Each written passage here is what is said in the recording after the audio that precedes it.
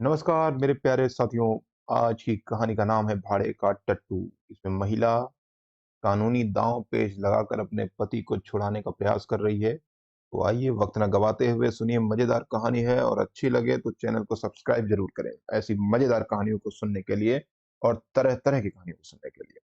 Agra college के मैदान में संध्या समय दो युवक हाथ से हाथ मिलाए टहल रहे थे। एक का नाम था यशवंत, दूसरे का नाम रमेश। यशवंत डील डोल का ऊंचा और बलिष्ठ था, उसके मुख पर संयम और स्वास्थ्य की कांति झलकती थी।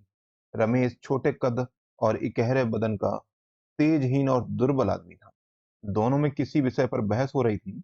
यशवंत ने कहा, मैं आत्मा के आगे धन का कुछ मूल्य नहीं समझता। रमेश बोला, बड़ी खुशी की बात है। यशवंत, हाँ देख लेना, तुम ताना मार रहे हो, लेकिन मैं लिख दिखला दूंगा कि धन को कितना तुच्छ समझता हूँ। रमेश, खैर दिखला देना, मैं तो धन को तुच्छ नहीं समझता। धन के लिए 15 वर्षों से किताब चाट रहा हूँ। धन के लिए माँ बाप भाई बंद सबसे अलग यहाँ पड़ा हूँ। ना जाने कभी कितनी सलामियां देनी पड़ेंगी, कितनी खुशामद करनी पड़ेगी, क्या इसमें आत्मा का पतन ना होगा? मैं तो इतने ऊंचे आदर्श का पालन नहीं कर सकता। यहाँ तो अगर किसी मुकदमे में अच्छी रिश्वत पा जाए तो शायद छोड़ ना सके। क्या तुम छोड़ दोगे यशवंत? मैं उसकी ओर आंख उठाकर पीना देखूंगा, और मुझे विश्वास है कि तुम जितने नीच बनते हो उतने नहीं हो। रमेश, मैं उससे कहीं नीच हूं जितना कहता हूँ, यशवंत ने कहा। मुझे तो यकीन नहीं आता, स्वार्थ के लिए तुम किसी को नुकसान पहुंचा सकोगे? रमेश ने कहा, भाई संसार में आदर्श का निर्वाह केवल सन्यासी ही कर सकता है, मैं तो नहीं कर सकता। मैं तो समझता हूँ कि अगर तुम्हें धक्का देकर तुमसे बाजी जीत सकूं तो मैं तुम्हें जरूर गिरा दूंगा, और बुरा बुरा ना मानो तो कह दूं, तुम भी मुझे जरूर गिरा दोगे। स्वार्थ का त्याग करना कठिन है यशवंत, तो मैं चाहूंगा कि तुम भाड़े के टट्टू हो रमेश, और मैं कहूंगा कि तुम काठ के उल्लू हो। यशवंत और रमेश साथ साथ स्कूल में दाखिल हुए, और साथ ही साथ उपाधियां लेकर कॉलेज से निकले। यशवंत कुछ मंद बुद्धि पर बला का मेहनती था। जिस काम को हाथ में लेता उससे चिपट जाता और पूरा करके ही छोड़ता था। रमेश तेज था पर आलसी, घंटे भर भी जमकर बैठना उसके लिए मुश्किल था। एमए तक तो वो आगे रहा और यशवंत पीछे। मेहनत बुद्धि बल से परास्त होती रही, लेकिन सिविल सर्विस में पासा पलट गया। यशवंत सब धंधे छोड़कर किताबों पर पिल पड़ा और घूमना फिरना, सैर सपाटा, सर्कस, थिएटर, दियार दो सबसे मुंह मोड़कर अपने एकांत कुटीर में जा बैठा। रमेश दोस्तों के साथ गप उड़ाता, क्रिकेट खेलता रहा, कभी कभी मनोरंजन के तौर पर किताब देख लेगा। कजा कदाचित उसे विश्वास था कि अब भी वही बाजी जीत लेगा। अक्सर यशवंत को धिक्कारता भी था, उसकी किताब बंद कर देता, कहता, क्यों प्राण दे रहे हो? सिविल सर्विस कोई मुक्ति तो है नहीं जिसके लिए दुनिया से नाता तोड़ लो। यहाँ तक कि यशवंत उसे आता देखता तो किवाड़े बंद कर लेता था। आखिर परीक्षा का दिन आ पहुंचा। यशवंत ने सब कुछ याद किया था, पर किसी प्रश्न का उत्तर सोचने लगता तो उसे मालूम होता, मैंने जितना पढ़ा था सब भूल गया। वह बहुत घबराया हुआ था। रमेश पहले से कुछ सोचने का अधीना था, सोचता, जब परिचय सामने आएगा उस वक्त देखा जाएगा। वह आत्मविश्वास से फूला फूला फिरता था। परीक्षा का फल निकला तो सुस्त कछुआ तेज खरगोश से बाजी मार ले गया। अब रमेश की आंखें खुली, पर वह हताश न हुआ। योग्य आदमी के लिए यश और धन की कमी नहीं है, यह उसका विश्वास था। उसने कानून की परीक्षा की तैयारी शुरू की, और यद्यपि उसने बहुत ज्यादा मेहनत नहीं की, लेकिन अव्वल दर्जे में पास हुआ। यशवंत ने उसको बधाई का तार भेजा। अब एक जिले का अफसर हो गया था। 10 साल गुजर गए। यशवंत दिलो जान से काम करता और उसके अफसर उससे बहुत प्रसन्न रहते। पर अफसर जितने प्रसन्न थे, मात हाथ उतने ही अप्रसन्न रहते थे। और खुद जितनी मेहनत करता था, मात हाथों से, मतलब जो नीचे उसके कर्मचारी काम करते थे, मात हाथों से भी उतनी ही मेहनत देना चाहता था। खुद जितना बेलोस था, मात हाथों को भी उतना ही बेलोस बनाना चाहता था। ऐसे आदमी बड़े कारगुजार समझे जाते हैं। यशवंत की कारगुजारी गुजारी का अफसरों पर सिक्का जमता था। 5 वर्षों में ही वह जिले का जज बना दिया गया। रमेश इतना भाग्यशाली ना था। वह जिस इजलिस वक, इजलास में वकालत करने जाता वही सफल रहता। हकीम को नियत नियत समय पर आने में देर हो जाती तो खुद भी चल देता, और फिर बुलाने से भी ना आता। कहता, अगर हाकिम वक्त की पाबंद नहीं करता तो मैं क्यों करूं? मुझे क्या गरज पड़ी है कि घंटों उनके इजलास पर खड़ा उनकी राह देखा करूं? बहस इतनी निर्भीकता से करता कि खुशामत के आदि हुकाम की निगाहों में उसकी निर्भीकता गुस्ताखी मालूम होती। सहनशीलता उसे छू नहीं गई थी। हकीम हो या दूसरे पक्ष का वकील, जो उसके मुंह लगता उसकी खबर लेता था। यहाँ तक कि एक बार वह जिला जज से ही लड़ बैठा। फल यह हुआ कि उसकी सनद छीन ली गई, किंतु मुवक्किलों के हृदय में उसका सम्मान ज्यों का त्यों ही रहा। तब उसने आगरा कॉलेज में शिक्षक का पद प्राप्त कर लिया, किंतु यहाँ भी दुर्भाग्य ने साथ न छोड़ा। प्रिंसिपल से पहले ही दिन खटपट हो गई। प्रिंसिपल का सिद्धांत यह था कि विद्यार्थियों को राजनीति से अलग रहना चाहिए। वह अपने कॉलेज के किसी छात्र को किसी राजनीतिक जलसे में शरीक नहीं होने देते थे। रमेश पहले दिन से ही आज्ञा का खुल्लम खुला विरोध करने लगा। उसका कथन था कि अगर किसी को राजनीतिक जलसों में शामिल होना चाहिए तो वह है विद्यार्थी। यह भी उसकी शिक्षा का एक अंग है। अन्य देशों के छात्रों ने युगांतर उपस्थित कर दिया है, तो इस देश में क्यों उनकी जबान बंद की जाती है? इसका फल यह हुआ कि साल खत्म होने के पहले ही रमेश को इस्तीफा देना पड़ा, किंतु विद्यार्थियों पर उसका दबाव तिल भर भी कम न हुआ। उसके भांति कुछ तो अपने स्वभाव और कुछ परिस्थितियों ने रमेश को मार-मार कर हाकिम बना दिया। पहले मुवक्किल का पक्ष लेकर अदालत में लड़ा, फिर छात्रों का पक्ष लेकर प्रिंसिपल से रार मोल ली और अब प्रजा का पक्ष लेकर सरकार को चुनौती दी। वह स्वभाव से ही निर्भीक, आदर्शवादी, सत्यभक्त तथा आत्म अभिमानी था। ऐसे प्राणी के लिए प्रजा सेवक बनने के सिवा और उपाय ही क्या था? समाचार पत्रों में वर्तमान परिस्थितियों पर उसके लेख निकलने लगे। उसकी आलोचनाएँ इतनी स्पष्ट, इतना व्यापक और इतनी मार्मिक होती थी कि शीघ्र ही उसकी कीर्ति फैल गई। लोग मान गए कि इस क्षेत्र में एक नई शक्ति का उदय हुआ है। अधिकारी लोग उसके लेख पढ़कर तिलमिला उठते थे। उसका निशाना इतना ठीक बैठता था कि उससे बच निकलना असंभव था। अति तो अतिशयोक्तियों तो उस उनके सिरों पर से ही सनसनाती हुई निकल जाती थी। उनका वे दूर से तमाशा देख सकते थे। अभिज्ञाताओं की वे उपेक्षा कर सकते थे। ये सब शास्त्रें उनके पास पहुँचते ही ना थे, रास्ते में ही गिर पड़ते थे। पर रमेश के निशाने सिरों पर बैठते और अधिकारियों में हलचल और हाहाकार मचा देते। देश की राजनीतिक स्थिति चिंताजनक हो रही थी। यशवंत अपने पुराने मित्र के लेखों को पढ़-पढ़ कर काँप उठते थे। भय होता था, कहीं वह कानून के पंजे में ना आ जाए। बार-बार उसे संयत रहने की ताकीद करते, बार-बार मिन्नतें करते कि ज़रा अपनी कलम को और नरम करो, जानबूझकर क्यों विषधर कानून के मुँह में उँगली डालते हो? लेकिन रमेश का वो नेतृत्व का नशा चढ़ा हुआ था। वह इन पत्रों का जवाब तक न देता था। 5वें साल यशवंत बदलकर आगरे का जिला जज हो गया। देश की राजनीतिक दशा चिंताजनक हो रही थी। खुफिया पुलिस ने एक तूफान खड़ा कर दिया। उसकी कपोल कल्पित कथाएँ सुन-सुनकर हुक्मों की रूह रूह जो है कँपकँपा रही थी। कहीं अखबारों का मुँह बंद किया जाता था, कहीं प्रजा के नेताओं का। खुफिया पुलिस ने अपना उल्लू सीधा करने के लिए हुक्माओं हुकामों के कुछ इस तरह कान भरे कि उन्हें हर एक स्वतंत्र विचार रखने वाला आदमी खूनी और कातिल नज़र आता। रमेश यह अंधेर देखकर चुप बैठने वाला मनुष्य न था। ज्यों-ज्यों अधिकारियों की निरंकुशता बढ़ती, त्यों-त्यों उसका भी जोश बढ़ता जाता। रोज़ कहीं न कहीं व्याख्यान देता। उसके प्रिय सभी व्याख्यान विद्रोहात्मक भावों से भरे होते थे। स्पष्ट और खरी बातें कहना ही विद्रोह है। अगर किसी का राजनीतिक भाषण विद्रोहात्मक नहीं माना गया तो समझ लो उसने अपने आंतरिक भावों को गुप्त रखा है, कि दिल में जो कुछ है उसे ज़बान पर लाने का साहस उसमें नहीं है। रमेश ने भावों को गुप्त रखना सीखा ही नहीं था। प्रजा का नेता बनकर जेल, फांसी से डरना क्या, जो आफ़त आनी है, आवे, वह सब कुछ सहने को तैयार है। अधिकारियों की आँखों में भी वही सबसे ज़्यादा गड़ा हुआ था। एक दिन यशवंत ने रमेश को अपने यहाँ बुला भेजा। रमेश के जी में तो आया कि कह दे, तुम्हें आते क्या शर्म आती है? आखिर हो तो गुलाम ही। लेकिन फिर कुछ सोचकर कहला भेजा, कल शाम को आऊँगा। दूसरे दिन वह ठीक 6 बजे यशवंत के बंगले पर जा पहुँचा। उसने किसी से इसका ज़िक्र न किया। कुछ तो यह ख़्याल था कि लोग कहेंगे मैं अफ़सरों की खुशामद करता हूँ, कुछ यह कि शायद इससे यशवंत को कोई हानि पहुँचे। वह यशवंत के बंगले पर पहुँचा तो चिराग जल चुके थे। यशवंत ने आकर उसे गले से लगा लिया। आधी रात तक दोनों मित्रों में खूब बातें हुई। यशवंत ने इतने में नौकरी के जो अनुभव प्राप्त किए वे सब बयान किए। रमेश को यह जानकर आश्चर्य हुआ कि यशवंत के राजनीतिक विचार कितने विषयों में मेरे विचारों से भी ज़्यादा स्वतंत्र है। उसका यह ख़्याल बिल्कुल गलत निकला कि वह बिल्कुल बदल गया होगा। वफ़ादारी के राग अलापता होगा। रमेश ने कहा, भले आदमी जब इतने जले हुए हो तो छोड़ क्यों नहीं देते नौकरी, और कुछ ना सही अपनी आत्मा की रक्षा कर सकोगे? यशवंत ने कहा, मेरी चिंता पीछे करना, इस समय अपनी चिंता करो। मैंने तुम्हें सावधान करने को बुलाया है। इस वक्त सरकार की नज़र में तुम बेतरह खटक रहे हो। मुझे भय कि तुम कहीं पकड़े ना जाओ। रमेश, इसके लिए तो मैं तैयार बैठा हूँ। यशवंत, आखिर आग में कूदने से लाभ ही क्या होगा? रमेश, हानि लाभ देखना मेरा काम नहीं है। मेरा काम तो अपने कर्तव्यों का पालन करना है। यशवंत, हठी तो तुम सदा से हो, मगर मौका नाजुक है, संभले ही रहना। अगर मैं देखता कि जनता में वास्तविक जागृति है, तो तुमसे पहले मैदान में आता, पर जब देखता हूँ कि अपने ही मरे स्वर्ग देखना है, तो आगे कदम रखने की हिम्मत नहीं पड़ती। दोनों दोस्तों दोस्तों ने देर तक बातें की। कॉलेज के दिन याद आए। सहपाठियों के लिए कॉलेज की पुरानी स्मृतियां मनोरंजन और हास्य का अविरल स्रोत हुआ करती हैं।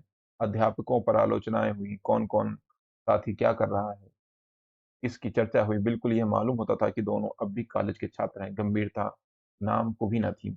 रात ज्यादा हो गई। भोजन करते करते 1 बज गया। यशवंत ने कहा, अब कहाँ जाओगे? यहीं सो रहो। और बातें हों, तुम तो कभी आते भी नहीं। रमेश तो रमते जोगी थे ही। खाना खाकर बात करते करते सो गए।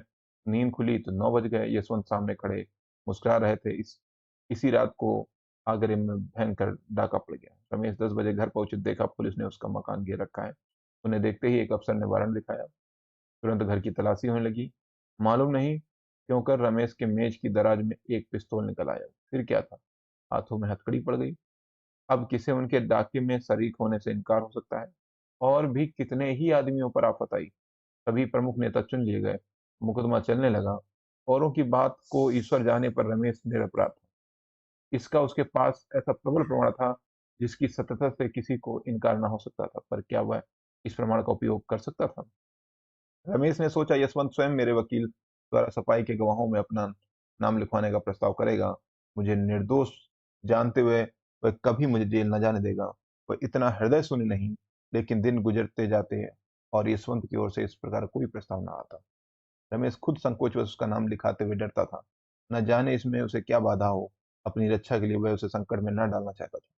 यशवंत हृदय शून्य न थे, भाव शून्य न थे, लेकिन कर्म शून्य अवश्य थे। उन्हें अपने परम मित्र को निर्दोष मारे जाते देखकर दुख होता था। कभी कभी रो पड़ते थे, पर इतना साहस न होता कि सफाई देकर उसे छुड़ा ले।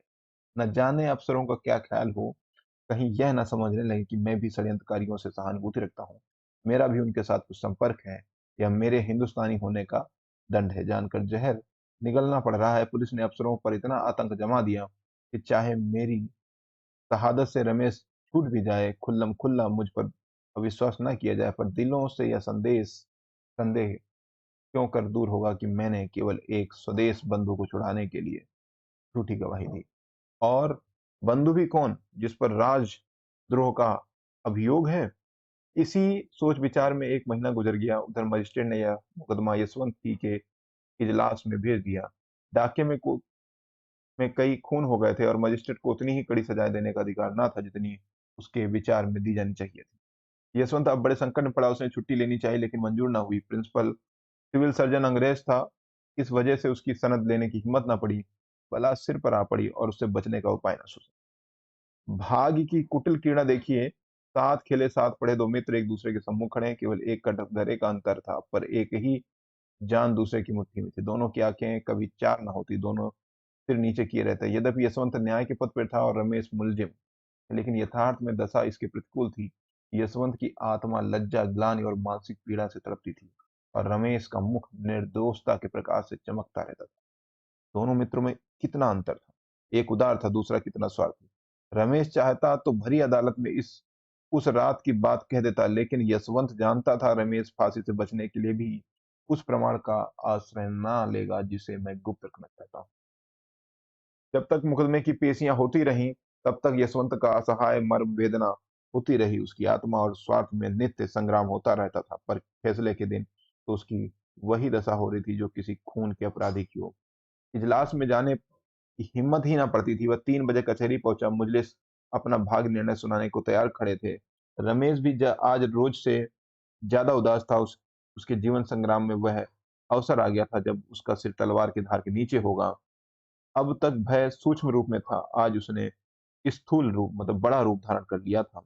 यशवंत ने दृढ़ स्वर में फैसला सुनाया। जब उसके मुख से ये शब्द निकले कि रमेश चंद्र को 7 वर्ष का कठिन कारावास हो, तो उसका गला रूंध गया। उसने तजवीज मेज पर रख दी। कुर्सी पर बैठकर पसीना पोंछने के बहाने आंखों में उमड़े हुए आंसुओं को पोंछा। इसके आगे तजवीज उसने ना पढ़ी। रमेश जेल से निकलकर पक्का क्रांतिकारी बन गया। जेल की अंधेरी कोठरी में दिन भर के कठिन परिश्रम के बाद वह दोनों के उपकार और सुधार के मंसूबे बांधे रहता था। सोचता मनुष्य क्यों पाप करता है? इसलिए ना कि संसार इतनी विषमता है। कोई तो विशाल भवनों में रहता है और किसी को पेड़ की छांव भी मैसर नहीं। कोई रेशम और रत्नों से मढ़ा हुआ है और किसी को फटा वस्त्र भी नहीं। ऐसे न्याय विहीन संसार में यदि चोरी, हत्या और अधर्म है, तो यह किसका दोष है? वह एक ऐसी समिति खोलने का स्वप्न देखा करता था जिसका काम संसार से इस विषमता को मिटा देना हो। संसार सबके लिए है और उसमें सबको सुख भोगने का समान अधिकार है। न डाका, न चोरी। धनी अगर अपना धन खुशी से नहीं बांट देता तो उसकी इच्छा के विरुद्ध बांट लेने में क्या पाप है? धनी उसे पाप कहता है तो कहे। उसका बनाया हुआ कानून दंड देना चाहता है तो दे। हमारी अदालत भी अलग होगी। उसके सामने वे सभी मनुष्य अपराधी होंगे होंगे जिनके पास जरूरत से ज्यादा सुख भोगी सामग्रियां हैं। हम भी उन्हें दंड देंगे, हम भी उनसे कड़ी मेहनत लेंगे। जेल से निकलते ही उसने इस सामाजिक क्रांति की घोषणा कर दी। गुप्त सभाएं बनने लगी, शस्त्र जमा किए जाने लगे और थोड़े दिनों में डाकों का बाजार गर्म हो गया। पुलिस ने इसका पता लगाना शुरू किया। उधर क्रांतिकारियों ने पुलिस पर भी हाथ साफ करना शुरू कर दिया। उनकी शक्ति दिन दिन बढ़ने लगी। काम इतनी चतुराई से होता था कि किसी को अपराधी का कुछ सुराग न मिलता। रमेश कहीं गरीबों के लिए दवाखाने खोलता, कहीं बैंक। डाके के रुपए से उसने इलाके खरीदना शुरू किया। जहां कोई इलाका नीलाम होता वह उसे खरीद लेता। थोड़े ही दिनों में उसके अधीन एक बड़ी जायदाद हो गई। इसका नफा गरीबों के उपकार में खर्च होता। तुर्रा यह कि सभी जानते थे कि यह रमेश की करामात है, पर किसी की मुंह खोलने की हिम्मत न होती थी। सभ्य समाज की दृष्टि में रमेश से ज्यादा घृणित और कोई प्राणी संसार में न था। लोग उसका नाम सुनकर कानों पर हाथ रख लेते थे। शायद उसे प्यासा मरता देखकर कोई एक बूंद पानी भी उसके मुंह में न डालता, लेकिन किसी की मजाल न थी कि उस पर आक्षेप कर सके। इस तरह कई साल गुजर गए। सरकार ने डाकुओं का पता लगाने के लिए बड़े बड़े इनाम रखे। यूरोप से गुप्त पुलिस के सिद्धहस्त आदमियों को बुलाकर इस काम पर नियुक्त किया गया। लेकिन गजब के डकैत थे जिनकी हिम्मत के आगे किसी की न चलती थी। और रमेश खुद अपने सिद्धांतों का पालन न कर सका। ज्यों-ज्यों दिन गुजरते गए उसे अनुभव होता कि मेरे अनुयायियों में असंतोष बढ़ता जाता है। उनमें भी ज्यादा चतुर और साहसी थे। वे दूसरों पर रौब जमाते, लूट के माल में बराबर हिस्सा न देते। यहाँ तक कि रमेश से कुछ लोग जलने लगे। वह राजसी ठाठ से रहता था। लोग कहते, उसे हमारे कमाई को यूं उड़ाने का क्या अधिकार है? नतीजा यह हुआ कि आपस में फूट पड़ गई। रात का वक्त था, काली घटा छाई हुई थी। एक युवक ने कहा, आप बार बार मुझी को क्यों चुनते हो? हिस्सा लेने वाले तो सभी हैं, मैं ही क्यों बार बार अपनी जान जोखिम में डालूं? रमेश ने दृढ़ता से कहा, इसका निश्चय करना मेरा काम है कि कौन कहाँ भेजा जाए। तुम्हारा काम केवल मेरी आज्ञा का पालन करना। युवक, अगर मुझसे काम ज्यादा लिया जाता है तो हिस्सा क्यों नहीं ज्यादा दिया जाता? रमेश ने उसकी त्योरियां देखी और चुपके से पिस्तौल हाथ में लेकर बोले, इसका फैसला वहां से लौटने के बाद होगा। युवक, मैं जाने से पहले इसका फैसला करना चाहता हूँ। रमेश ने जवाब दिया। वह पिस्तौल से उसका काम तमाम कर देना ही चाहते थे कि युवक खिड़की से नीचे कूद पड़ा और भागा। कूदने कूदने फादने में उसका जोर न था। चलती रेलगाड़ी से फांद पड़ना उसे उसके बाएं हाथ का खेल था। वह वहां से सीधा गुप्त पुलिस के प्रधान के पास पहुंचा। यशवंत ने भी पेंशन लेकर वकालत शुरू की थी। न्याय विभाग के सभी लोगों से उसकी मित्रता थी। उनकी वकालत बहुत जल्द चमक उठी। यशवंत के पास लाखों रुपए थे। उन्हें पेंशन भी बहुत मिलती थी। वह चाहते तो घर बैठे आनंद से अपनी उम्र के बाकी दिन काट देते। देश और जाति की कुछ सेवा करना भी उनके लिए मुश्किल न था। ऐसे ही पुरुषों से निस्वार्थ सेवा की आशा की जा सकती है। पर यशवंत ने अपनी सारी उम्र रुपए कमाने में गुजारी थी। वह अब कोई ऐसा काम ना कर सकते थे जिसका फल रुपयों की सूरत में ना मिले। यूं तो सारा सभ्य समाज रमेश से घृणा करता था, लेकिन यशवंत सबसे बड़ा बढ़ा हुआ था। कहता, अगर कभी रमेश पर मुकदमा चलेगा तो मैं बिना फीस लिए सरकार की तरफ से पैरवी करूं। खुल्लम खुल्ला रमेश पर छींटे उड़ाया करता था। यह आदमी नहीं, शैतान है, राक्षस है। ऐसे आदमी का तो मुंह न देखना चाहिए। उफ, इसके हाथों कितने भले घरों का सर्वनाश हो गया, कितने भले आदमियों के प्राण गए, कितनी स्त्रियां विधवा हो गई, कितने बालक अनाथ हो गए। आदमी नहीं, पिशाच है। मेरा बस चले तो इसे गोली मार दूं, जीता जिंदा चुनवा दूं। सारे शहर में शोर मचा हुआ था। रमेश बाबू पकड़े गए। बात सच्ची थी। रमेश चुपचाप पकड़ा गया था। उसी युवक ने जो रमेश के सामने कूदकर भागा था, पुलिस के प्रधान से सारा अच्छा चिट्ठा बयान कर दिया। अपहरण और हत्या का ऐसा रोमांचकारी किस्सा कैसा पिशाची, कैसा पापपूर्ण वृतांत था। भद्र समुदाय बगले बजाता था। सेठों के घरों में घी के चिराग जलते थे। उनके सिर पर एक नंगी तलवार लटकती रहती थी। आज वह हट गई। अब वे मीठी नींद सो सकते थे। अखबारों में रमेश के हथकंडे छपने लगी। वे बातें जो अब तक मारे भय के किसी की जबान पर ना आती थी, अब अखबारों में निकलने लगी। उन्हें पढ़कर पता चलता था कि रमेश ने कितना अंधेरा मचा रखा था। कितने ही राजे रईस उसे माहवार टैक्स दिया करते थे। उसका पुर्जा पहुंचता था, फला तारीख को इतने रुपए भेज दो।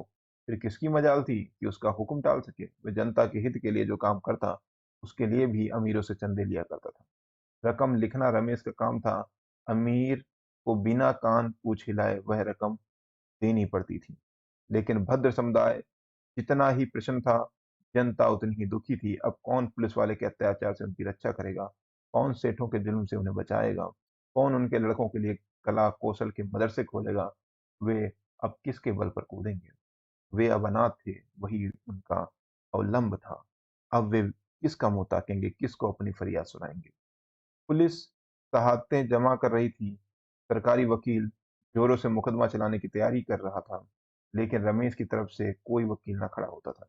जिले भर में एक ही आदमी था, उसे कानून के पंजे से छुड़वा सकता था, वह था यशवंत। लेकिन यशवंत के नाम से कानों पर उंगली रखता था। क्या किसी की वकालत करने को खड़ा होगा? असंभव। रात के 9 बजे थे। यशवंत के कमरे में एक स्त्री ने प्रवेश किया। यशवंत अखबार पढ़ रहा था। बोला, क्या चाहती हो? स्त्री, अपने पति के लिए वकील। यशवंत, तुम्हारा पति कौन है? स्त्री, वह जो आपके साथ पढ़ता था और जिस पर डाके का झूठा अभियोग चलाया जाने वाला है। यशवंत ने चौंक कर पूछा, तुम रमेश की स्त्री हो? स्त्री, हाँ। यशवंत, मैं उनकी वकालत नहीं कर सकता। स्त्री, आपको अख्तियार है। आप अपने जिले के आदमी हैं और मेरे पति के मित्र रह चुके हैं, इसलिए सोचा था क्यों बाहर वालों को बुलाऊं। अगर आप इलाहाबाद या कलकत्ते से ही किसी को बुलवाऊंगी, यशवंत मिहन ताना दे सकोगी? स्त्री ने अभिमान के साथ कहा, बड़े से बड़े वकील का मिहन ताना क्या होता है? यशवंत, 3,000 रुपए रोज। स्त्री, बस आप इस मुकदमे को ले लो, मैं आपको 3,000 रुपए रोज दूंगी। यशवंत, 3,000 रुपए रोज? स्त्री, हाँ, यदि आपने उन्हें छुड़ा लिया तो 50,000 रुपए आपको इनाम के तौर पर दूं। यशवंत के मुंह में पानी भर आया। अगर मुकदमा 2 महीने भी चला तो कम से कम 1 लाख रुपए सीधे हो जाएंगे। पुरस्कार ऊपर से पूरे 2 लाख की गोटी है। इतना धन तो जिंदगी भर में भी न जमा कर पाए थे। मगर दुनिया क्या कहेगी?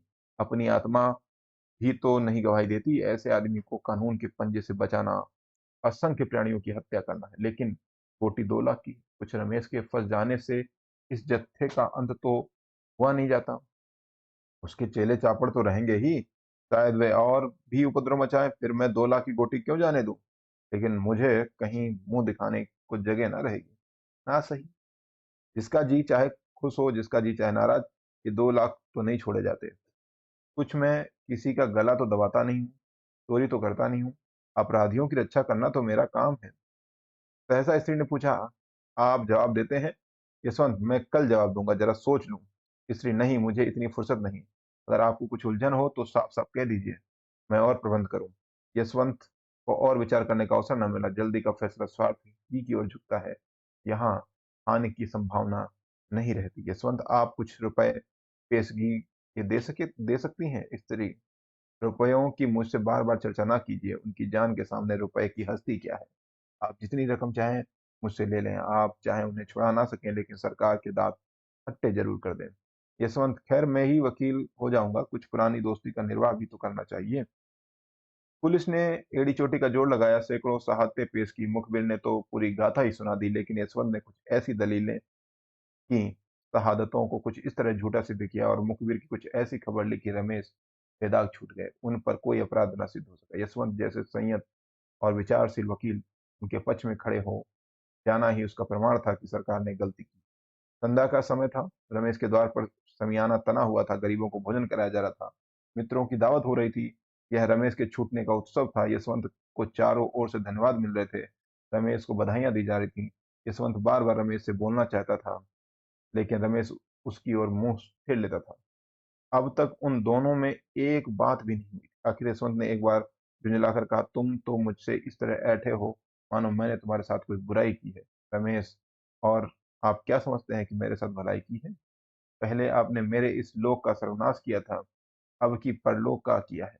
पहले न्याय किया होता तो मेरी ज़िंदगी सुधर जाती और अब जेल जाने देते तो अब मेरे आकबत बन जाती। यशवंत, यह तो ना कहोगे कि इस मामले में कितने साहस से काम लेना पड़ा? रमेश, आपने साहस से काम नहीं लिया, स्वार्थ से काम लिया। आप अपने स्वार्थ के भक्त हैं, मैं तो आपको भाड़े का टट्टू समझता हूँ।